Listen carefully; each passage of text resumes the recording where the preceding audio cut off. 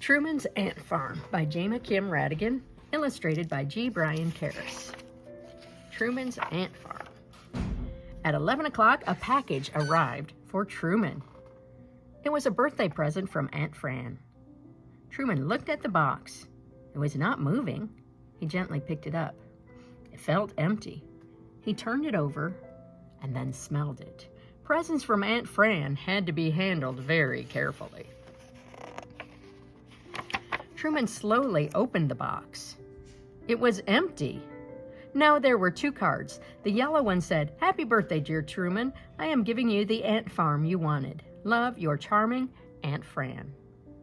The green one said, "Mail this card right away to receive your free ants. Watch them work, watch them play, watch them eat. Live ants." Truman mailed his card right away. Oh boy, live ants.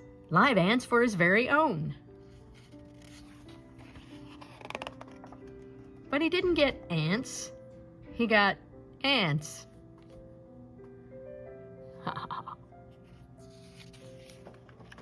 It was true. There were ants everywhere. They all loved Truman and made such a fuss. "My, how you've grown," said Aunt Lulu. "Isn't he handsome?" said Aunt Jody. "Looks just like me," said Aunt Ramona. And they hugged him, patted his head, and pinched his cheeks and talked his ears off. "Dear charming Aunt Fran, thank you for the birthday present. I have 50-something ants at my house now. More arriving daily. What shall I do? Love, your bug-loving nephew, Truman. P.S. What should I feed the ants?" Truman looked out his front window. A long line of ants was waiting to get in. They brought their knitting and homemade banana bread and gave Truman more than 100-something gift subscriptions to children's magazines. "Help!" yelled Truman. "Letter for you," said the postman. "My dear Truman, I'm glad you liked the present.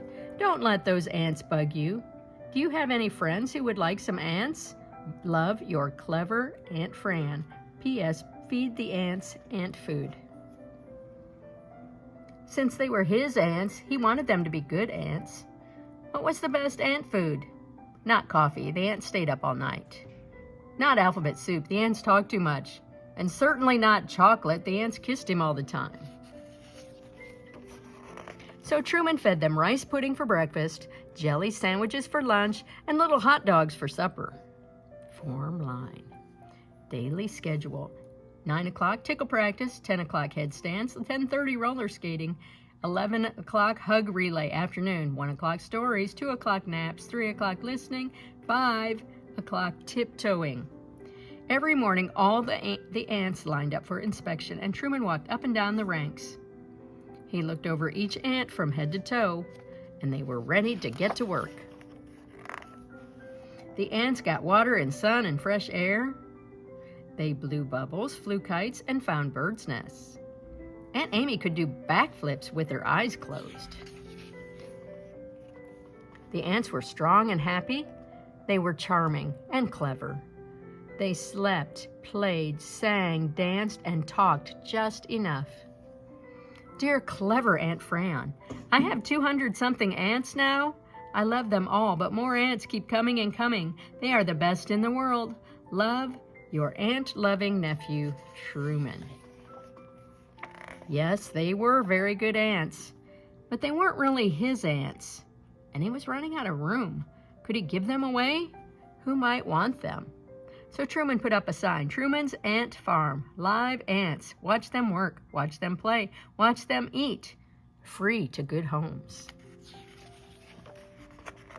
Truman looked out the front window, and a long line of boys and girls were waiting to get in. "I want a funny aunt," said one girl, "one who knows jokes and stories." "I want my aunt to do cartwheels," said a little boy, "and not cry if she falls down and gets dirty." "Make mine lumpy and soft, a good cuddler," said another boy. So Truman let all the boys and girls in, and they looked over the ants from head to toe. And they watched the ants work and play. They watched the ants eat. The ants would tickle, tell stories, do handstands, roller skate, and when the children talked, the ants really listened. They didn't pat heads, pinch cheeks, or talk ears off, but they still hugged. Soon, each child found just the right ant. "Goodbye, dear Truman," called the ants. "Thanks for a tip-top time." Truman was sad to see the ants go. He watched them tiptoe away, and he was glad those boys and girls got their own ants, but something was missing. At 11 o'clock the next day, another package arrived. Truman looked at the box. It was moving. He tried to pick it up. It was too heavy. He smelled it. It smelled like roses. Carefully, he opened the lid. Out jumped Aunt Fran. "Surprise!" She gave Truman a big hug. "But where are your ants?" she said. "I wanted to see them." "Oh, Aunt Fran, the ants are gone. They have their own nieces and nephews now." Aunt Fran put her arm around Truman, and he saw the twinkle in her eye. "You did a wonderful thing," said Aunt Fran. "Let's celebrate your birthday." Truman and his very own Aunt Fran shared a special day. They had rice pudding for breakfast, jelly sandwiches for lunch, and little hot dogs for supper. They even had a tickle contest, but they were too full to do handstands. The end.